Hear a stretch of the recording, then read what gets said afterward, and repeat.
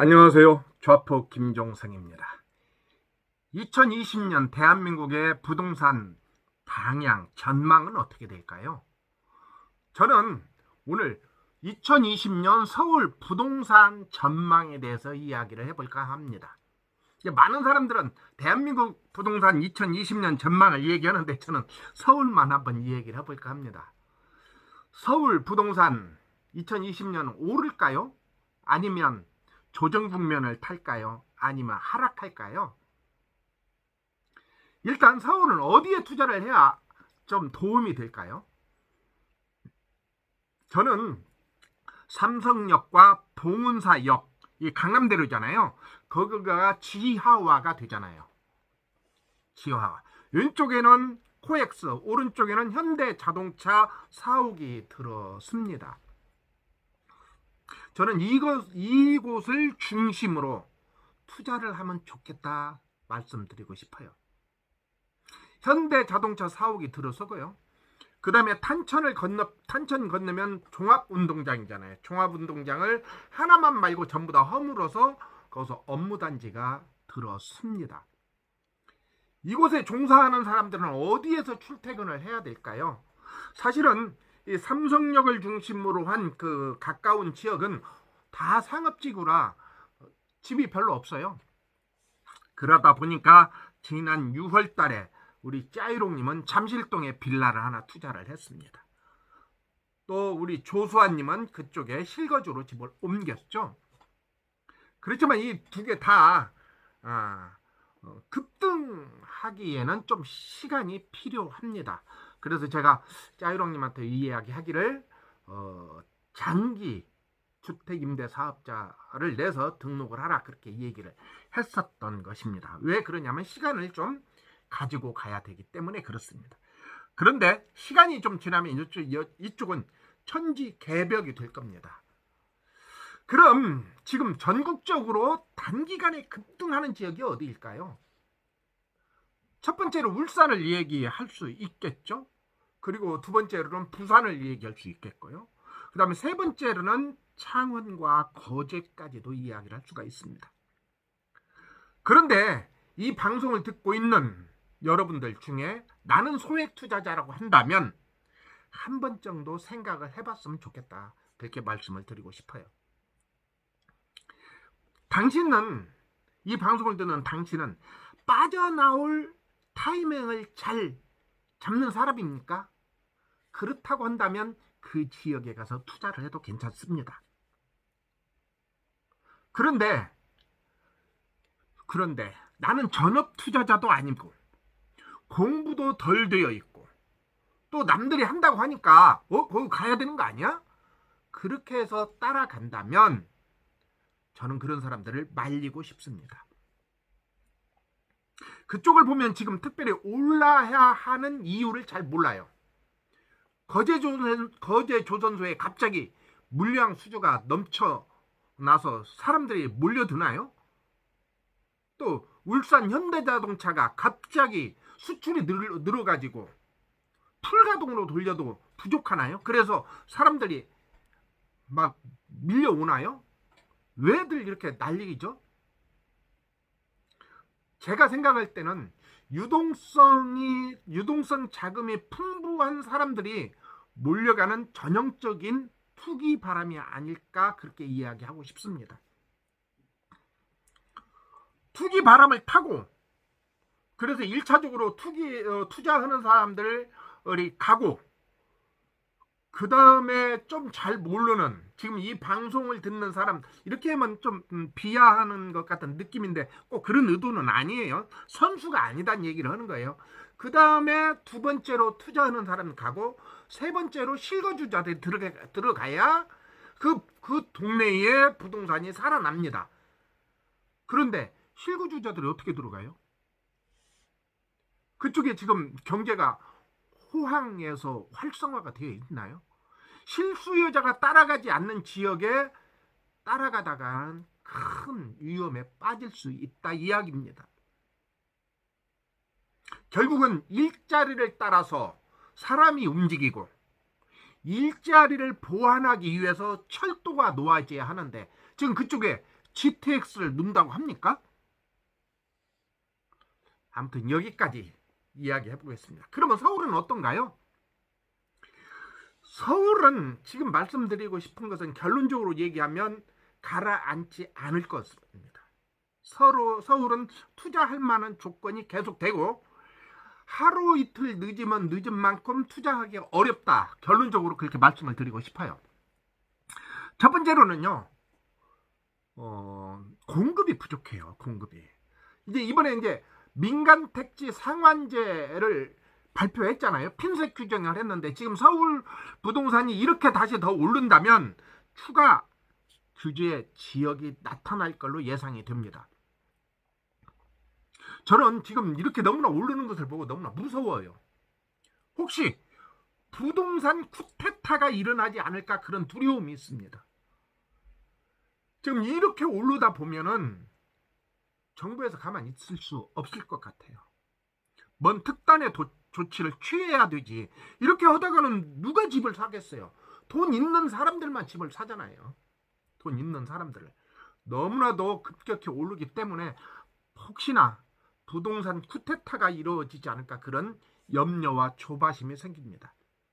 아무튼 민간 택지 분양가 상한제 이것이 발표되고 난 다음에 서울 부동산이 그렇지 않아도 올라야 되는 꿈틀들인 유동성 자금이 도화선이 된 것 같아요. 그런데요, 잘 생각해 보세요. 민간 택지 분양제에 들어가면 대략 10년 정도 집을 팔 수 없습니다. 시장은요, 물건이 흘러야 돼요. 그런데 시장으로 나올 집이 10년간 동결된다는 것은 어떤 의미로 우리가 받아들여야 할까요? 그래서 서울의 좀 더 새 집들이 지금 탄력을 받는 것이라고 봅니다. 새 집들이 탄력을 받는 것이 어디일까요? 제가 그것은 다음 방송에서 한번 이야기를 해볼까 합니다. 그래서 이 방송을 듣고 좋다고 한다면 구독과 좋아요를 눌러주시기 바랍니다. 두 번째로는요, 민간 주택임대사업자 등록을 통해서 시장에 나올 수 있는 물건이 한정되어 있다는 겁니다. 이 물건들이 이제 시장으로 나오려면 앞으로 5년 있어야 돼요. 5년. 결국 물건 잠김 현상이 수요와 공급의 차질을 빚고 있다는 겁니다. 세 번째로 서울의 공급 부족입니다.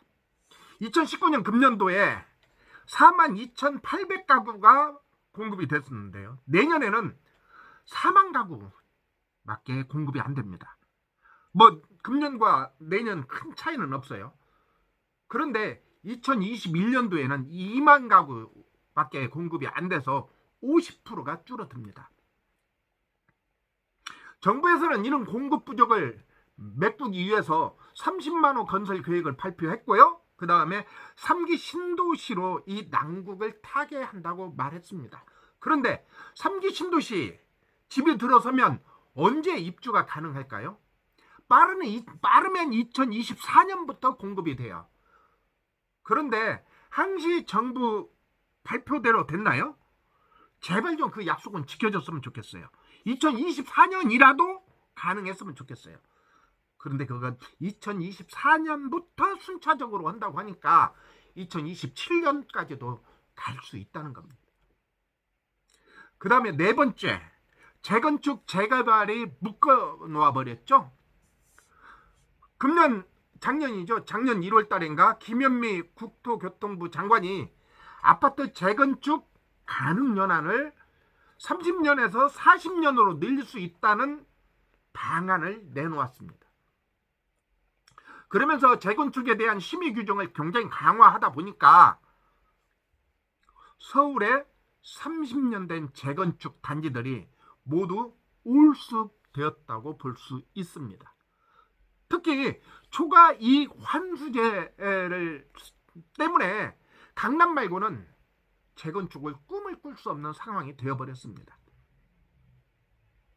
그런데 여기다 최근에 민간 택지 분양가 상한제까지 들고 나왔으니 재건축, 재개발 쉽지 않습니다.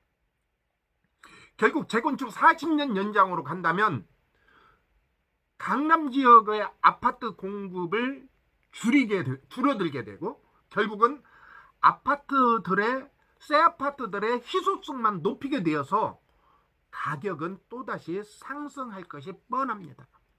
그러니까 지금 재건축을 못한다면 지금 당장 재산권 형성에는 재산권을 실행할 수 없는 어려움이 있지만 가지고 가면 가져갈수록 희소성 때문에 더 오른다는 거죠. 박근혜 정부가 지난 2014년 부동산 시장의 활성화를 위해서 재건축 연한을 40년에서 30년으로 줄였던 것을 다시 40년으로 돌려놓겠다는 것입니다. 그 다음에 다섯 번째. 양도세 중과 때문에 팔고 싶어도 사람들이 집을 팔 수가 없습니다. 많은 사람들이 지금 이제 3주택 이상이고 투기지역에 3주택 이상이면 조정지역 포함해서 3주택 이상이면 대강 계산해서 양도세가 70%를 내잖아요. 세금 이렇게 받고 그랬는데 70%를 내라고 한다면 누가 팔겠습니까? 많은 사람들이 부동산 시장에 대한 불안함을 가지고 있습니다. 그럼에도 불구하고 특히 은퇴한 연금 수령자 또는 은퇴를 앞둔 연금 수령자 또는 부동산 분위기에 휩싸여서 아직 학습이 덜 된 상태에서 주택을 구입한 임금 근로자, 월급 받는 사람들, 이런 사람들이 지금 금년에 종부세 맞았죠. 그리고 내년에는 또 종부세가 더 오른다고 하잖아요. 공시가격이 오르고. 이런 사람들은 헷갈려. 그래서 집을 잃은 사람들은 팔고 싶어 합니다. 최근에 제가 알고 있는 제 주위에 있는 사람들 중에 2사람 집을 팔았습니다. 불안해서 후위를 도모하기 위해서 현금을 확보해야 한다고 하면서 집을 팔았습니다. 많은 사람들이 집을 팔고 싶어도 못 파는 이유 중에 크게 2가지로 볼 수 있는데, 첫 번째로는 양도세가 너무나 비싸기 때문에 팔 수가 없습니다. 그 다음에 2번째는 집을 팔고 다른 집을 사고 싶어도 살 수 있는 집이 없습니다. 이미 많이 올라버렸기 때문에요. 일각에서는 한시적으로 양도세 인하 정책이 나올 법하다는 이야기를 하고 있습니다.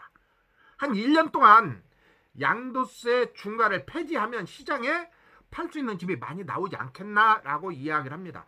그렇게 나오면, 제가 보기엔 그 정책이 나오면 일순간 거래의 숨통을 띄워주고 그 다음에 올라가는 집값을 좀 잡아주는 그런 효과는 있지 않을까, 그런 생각이 듭니다. 그래서 전문가들은 보유세를 높이고 거래세를 낮추자고 이야기를 합니다. 그런데 정부는 반대로 지금 거래세도 올리고 보유세도 올리는 정책을 진행하고 있습니다. 내년부터 취등록세를 옛날처럼 환원한다는 겁니다. 결국은 이게 뭐예요?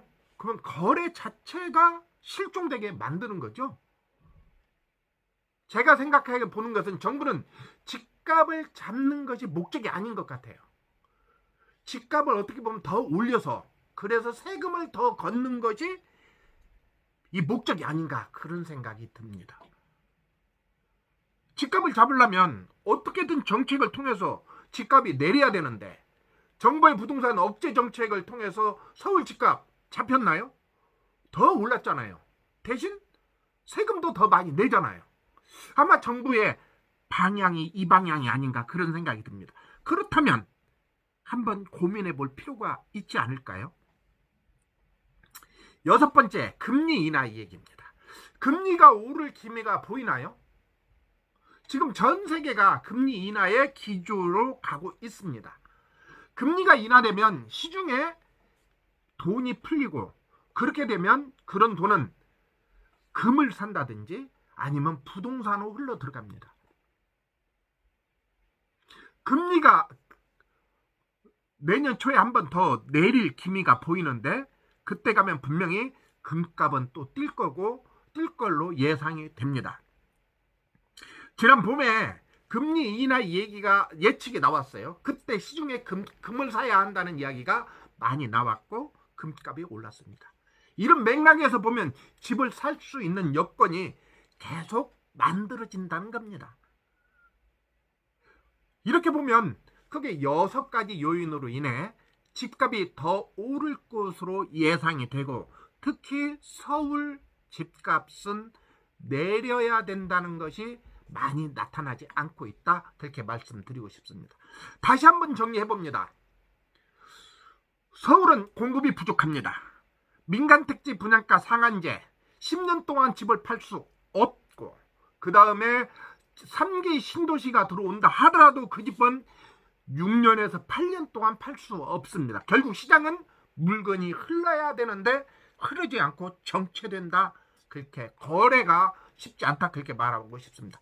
두 번째, 주택임대사업자 물건이 시장으로 나오려면 앞으로도 최소한 5년 이상이 있어야 된다. 이것도 물건 잠김 역할을 한다. 그렇게 보면 되겠습니다. 세 번째로 서울은 공급이 부족하다. 금년과 그 다음에 내년은 비슷하지만 내명년부터는 집값이 공급이 더 줄어들고요.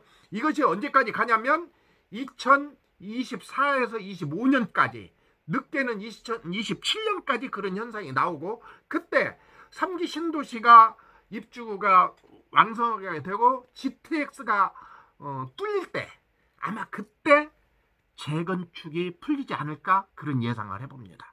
왜 그러니 이제는 외곽으로 나갈 수 있는 여건들이 마련되니까 부족한 서울 집값 집에서 수요가 외곽으로 분산됐을 때 재건축에 들어오지 않을까 그렇게 예상을 해봅니다.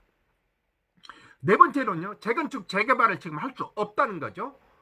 그래서 재건축을 하려면 지금은 30년인데 이것이 40년으로 바뀌고요. 최근에 박원순 시장은 주택정책은 시장 흐름에만 맡길 수 없다라고 분명히 얘기했습니다. 그래서 앞으로도 재건축 쉽지 않을 겁니다. 그런데 제가 조금 전에 말씀드린 것처럼 GTX가 개통되고 3기 신도시가 들어서고 그 다음에 얼마 전에 2030 수도권 교통 대책이 발표했잖아요. 그때 그것도 2027년에서 29년 정도 되면 어느 정도 윤곽이 드러나서 개통도 되고 그때 갈 때 재건축을 풀지 않을까 그런 생각이 듭니다. 그 다음에 양도세 중과 때문에 팔고 싶어도 팔지 못한다. 그런데 정부가 일시적으로 양도세 인하 정책을 한다면 그게 또한 신호일 수 있다. 그렇게 말씀드리고 싶습니다. 그리고 금리는 당분간 오르지 않을 걸로 보여집니다. 그러다 보니 서울 집값은 앞으로도 계속 상승할 것으로 예상이 됩니다. 그러면 서울 어디로 가야 할까요? 다음 시간에 제가 서울 저평가되어 있으면서도 급등할 수 있는 지역에 대해서 말씀을 드리고 싶습니다. 어떻게 서울 집값 예상했나요? 어떻게 좀 도움이 되나요? 도움이 됐다면 구독도 눌러주시고 좋아요도 한번 눌러주시기 바랍니다. 오늘은 여기까지 하겠습니다. 안녕히 계세요.